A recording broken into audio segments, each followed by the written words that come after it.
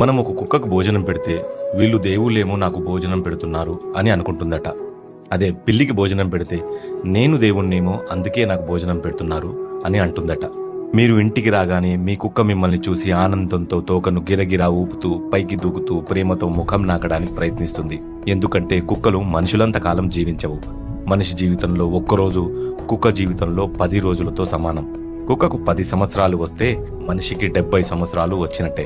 అందుకే అవి తనకున్న ప్రతి క్షణాన్ని మీతో గడిపి ఎంతో విలువైనదిగా మార్చుకుంటాయి. ఓ కుక్క యజమానిని మర్చిపోవడానికి ఎన్ని రోజులు పడుతుందో తెలిస్తే మీ కళ్ళల్లో నీళ్లు తిరగొచ్చు. విశ్వాసమున్న జంతువులు కొట్టినా తిట్టినా భోజనం పెట్టకపోయినా అన్ని మర్చిపోతాయి. కుక్కలతో కొన్ని గంటలు కొన్ని వారాలు గడిపితే చాలు తనను ప్రేమించిన వారి గొంతుని వాసనని అడుగుల చప్పుడుతో సహా జీవితాంతం గుర్తుపెట్టుకుంటాయి. అందుకే కొందరు కుక్కల్ని ఎక్కడో వదిలేసినా ఎవరికైనా ఇచ్చేసినా తన యజమాని కోసం వాళ్ళు వదిలిన చోటే ఎదురు చూస్తూ తిరిగి వస్తారన్న నమ్మకంతో తీసుకెళ్తారన్న ఆశతో అన్నం నీళ్లు మానేసి బాధపడుతుంది.